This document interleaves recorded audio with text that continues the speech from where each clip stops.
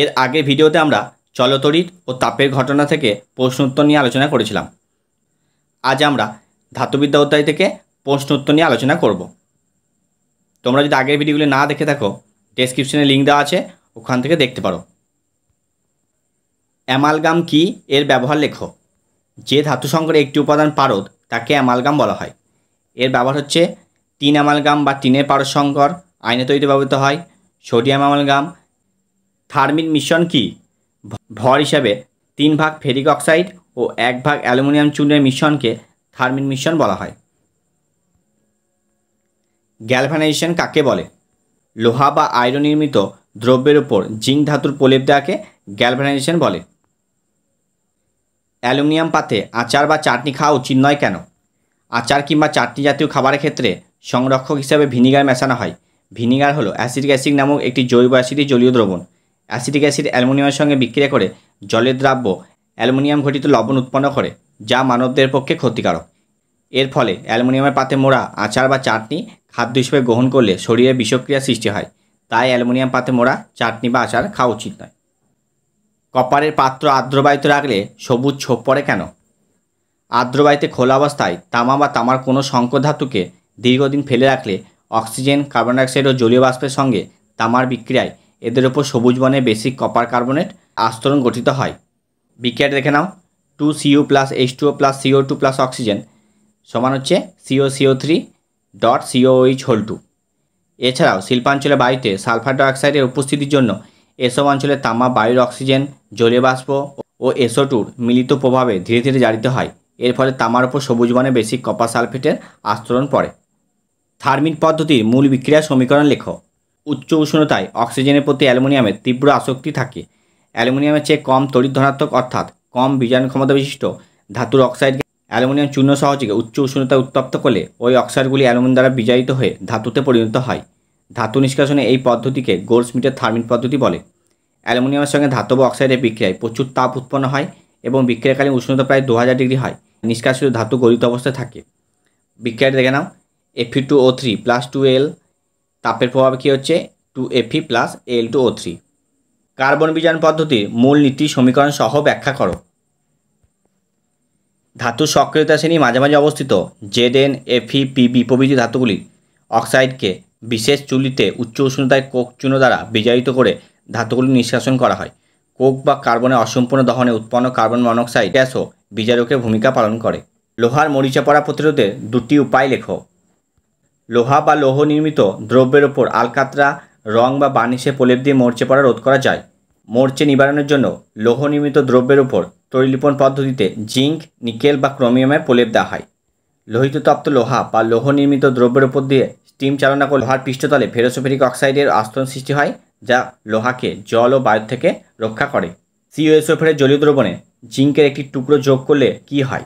ইলেকট্রনের তত্ত্বের সাহায্যে দেখা হচ্ছে এটি একটি জারণ বিজারণ প্রক্রিয়া। কপার সালফেটের জলীয় দ্রবণে জিঙ্কের টুকরো যোগ করলে জিঙ্কের টুকরোর উপর লালচে বাদামি ছোপ দেখা যাবে। এর কারণ হলো ধাতুর সক্রিয়তা সারিতে জিঙ্ক কপারের উপরে অবস্থিত। তাই কপার সালফেটের জলীয় দ্রবণে জিঙ্কের টুকরো ফেলে জিঙ্ক কপার সালফেটের জলীয় দ্রবণ থেকে ধাতব কপারকে প্রতিস্থাপিত করে অধক্ষিপ্ত হবে। অধক্ষিপ্ত কপার জিঙ্কের টুকরোর পৃষ্ঠতলে জমা হয়। বিক্রিয়াটি দেখো। Zn + CuSO4 সমান হচ্ছে ZnSO4 + Cu। এটা হচ্ছে অধক্ষিপ্ত হয়েছে। এক্ষেত্রে Zn পরমাণু 2টি ইলেকট্রন ত্যাগ করে Zn+2 আয়নে পরিণত হয়েছে। অপরদিকে Cu+2 আয়ন 2টি ইলেকট্রন গ্রহণ করে ধাতব কপারে পরিণত হয়েছে, অর্থাৎ বিজড়িত হয়। তাহলে Zn থেকে যে 2টো ইলেকট্রন ত্যাগ করে Zn+2 হয়েছে, আর Cu+2 2টো ইলেকট্রন গ্রহণ করে ধাতব কপারে পরিণত হয়েছে। অতএব এটি একটি জারণ বিজারণ প্রক্রিয়া, যেখানে Cuটা হচ্ছে জারক পদার্থ আর Znটা হচ্ছে বিজারক পদার্থ। জিঙ্ক অক্সাইড থেকে কীভাবে জিঙ্ক ধাতু পাওয়া যায়? বিক্রিয়ার সমীকরণ লেখো। জিঙ্ক ব্লেন্ড আকরিককে নিয়ন্ত্রিত বায়ু প্রবাহে জারিত করে জিঙ্ক অক্সাইড পরিণত করা হয়।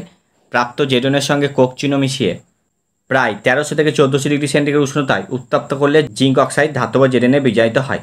আর বিক্রিয়া দেখে নাও। জেডেনো প্লাস কোক সমান হচ্ছে জেডেনো প্লাস কার্বন মনোক্সাইড। কার্বন বিজারণ পদ্ধতিতে অ্যালুমিনিয়াম ধাতু নিষ্কাশন করা যায় না কেন? যেসব ধাতুর অক্সিজেনের সঙ্গে যুক্ত হওয়ার প্রবণতা কার্বনের তুলনায় কম, কেবলমাত্র সেই সব ধাতুগুলি কার্বন বিজারণ পদ্ধতিতে নিষ্কাশন করা যায়। অ্যালুমিনিয়াম অক্সিজেনের সাথে যুক্ত হওয়ার প্রবণতা কার্বন তুলনায় বেশি এবং অ্যালুমিনিয়ামের অক্সাইডযোগ্য বেশি স্থায়ী। তাই কার্বন বিজারণ পদ্ধতিতে অ্যালুমিনিয়াম ধাতু নিষ্কাশন করা যায় না। এই কারণে ধাতুর সক্রিয়তা সারির উপরের দিকে অবস্থিত পটাশিয়াম, সোডিয়াম, ক্যালসিয়াম, ম্যাগনেসিয়াম প্রভৃতি ধাতুগুলিকেও কার্বন বিজারণ পদ্ধতিতে নিষ্কাশন করা যায় না। সব আকরিকই খনিজ পদার্থ, কিন্তু সব খনিজ পদার্থই আকরিক নয়। ব্যাখ্যা করো। প্রকৃতির মধ্যে বিভিন্ন ধাতব যৌগকে পাথরের মতো কঠিন অবস্থায় কখনো ভূগর্ভে বা কখনো ভূপৃষ্ঠে পাওয়া যায়। এই প্রাকৃতিক পদার্থগুলো হলো খনিজ। আবার যেসব খনিজ পদার্থ থেকে সহজ উপায়ে এবং সুলভে উচ্চমানের ধাতু নিষ্কাশন করা যায় তাদেরই আকরিক বলা হয়।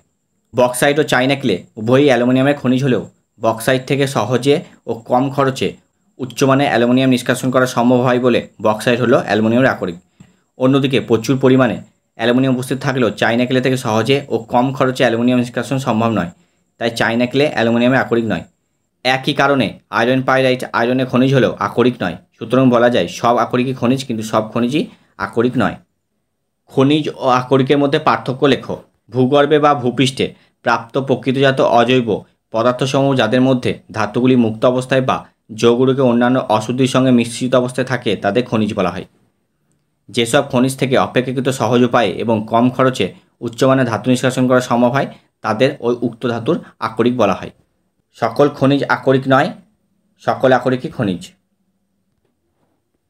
ইলেকট্রনের তত্ত্বের সাহায্যে দেখাও যে জারণ বিজারণ বিক্রিয়ায় জারণ ও বিজারণ একসাথে ঘটে। রাসায়নিক বিক্রিয়ায় কোনো পরমাণু বা আয়ন ইলেকট্রন বর্জন করে জারিত হলে বিক্রিয়ার মাধ্যমে থাকা অপর কোনো পরমাণু বা আয়ন ওই বর্জিত ইলেকট্রন গ্রহণ করে বিজারিত হয়, অর্থাৎ জারণ ও বিজারণ একই সাথে ঘটে। উদাহরণ হিসেবে নিম্নে প্রদত্ত বিক্রিয়া দেখা। 2Fe+3 + Sn+2 ইকুয়াল টু হচ্ছে 2Fe+2 + Sn+4। এক্ষেত্রে প্রতিটি Fe+3 আয়ন একটি করে ইলেকট্রন গ্রহণ করে Fe+2 পরিণত হয়েছে, অতএব এটি একটি বিজারণ বিক্রিয়া। অপরদিকে Sn+2 আয়ন দুটি ইলেকট্রন ত্যাগ করে Sn+4 আয়নে পরিণত হয়েছে, অতএব এটি জারণ বিক্রিয়া। আকরিক থেকে ধাতু নিষ্কাশন কার্যত ধাতব যৌগের বিজারণ ব্যাখ্যা করো। ধাতব আকরগুলি বেশিরভাগ হলো ধাতব অক্সাইড, সালফাইড, ক্লোরাইড কিংবা কার্বনের যৌগ। বিভিন্ন প্রক্রিয়ায় এই যৌগগুলি থেকে ধাতু নিষ্কাশনের সময় যে মূল রাসায়নিক পরিবর্তনটি ঘটে তা হলো M⁻+N N সংখ্যক ইলেকট্রন গ্রহণ করে M ধাতুতে পরিণত হয়েছে, অর্থাৎ আকরিকে উপস্থিত ধাতব আয়ন ইলেকট্রন গ্রহণ তথা বিজারণের মাধ্যমে ধাতুর পরমাণুতে পরিণত হয়। তাই বলা যায় আকরিক থেকে ধাতু নিষ্কাশন প্রকৃতপক্ষে একটি বিজারণ বিক্রিয়া। কপার সালফেটের জলীয় দ্রবণে প্রেগ বা লোহা ডুবিয়ে রাখলে তারপর লালচে বা বাদামি বর্ণের আস্তরণ পড়ে কেন? ধাতুর সক্রিয়তা সারিতে উচ্চতর স্থানে অবস্থিত কোনো ধাতু অপেক্ষাকৃত নিচে থাকা কোনো ধাতুর যৌগ বা লবণের জলীয় দ্রবণ থেকে সংশ্লিষ্ট ধাতুকে প্রতিস্থাপিত করতে পারে। সক্রিয়তা সারিতে আয়রন কপারের উপরে অবস্থিত, তাই কপার সালফেটের জলীয় দ্রবণ থেকে এটি কপারকে প্রতিস্থাপিত করে অধক্ষিপ্ত করে। Fe+CuSO4 FeSO4+Cu, তাহলে Cuটা হচ্ছে অধক্ষিপ্ত হয়। এই কারণে লোহার উপর বাদামি বর্ণের ছোপ পড়ে। সমুদ্রগামী জাহাজে ইস্পাত নির্মিত কাঠামোর সঙ্গে প্রায় ম্যাগনেসিয়ামের ব্লক যুক্ত করা হয় কেন? সমুদ্রগামী জাহাজের তলদেশ ও গর্ভস্থ লোহার পাইপকে মরচে পড়া হাত থেকে রক্ষা করার জন্য এর সাথে অন্তর্ভুক্ত পরিবাহী তারের মাধ্যমে উচ্চ তড়িৎ ধনাত্মক ধাতু ম্যাগনেসিয়ামের ব্লক রাখা হয়। এক্ষেত্রে লোহা ক্যাথোড ও ম্যাগনেসিয়ামের ব্লক অ্যানোড এবং সমুদ্রের জল বা আর্দ্র মাটি তড়িৎ বিশ্লেষণের রূপে কাজ করে। ধাতুর সক্রিয়তা সারিতে Mgর অবস্থান Feর উপরে হয়, অর্থাৎ Mg তড়িৎ ধনাত্মকতা Feর অপেক্ষা বেশি হয়। Mg Feর আগে জারিত হয়, ফলস্বরূপ লোহায় মরচে পড়ে না। এইভাবে অ্যানোডের বিনিময়ে ক্যাথোডের সংরক্ষণ প্রক্রিয়াকে ক্যাথোডিক সংরক্ষণ বলা হয়। এই প্রক্রিয়ায় ব্যবহৃত অ্যানোডকে উৎসর্গিত অ্যানোড বলা হয়। আজ এখানেই শেষ করলাম, দেখা হচ্ছে পরবর্তী ভিডিওতে।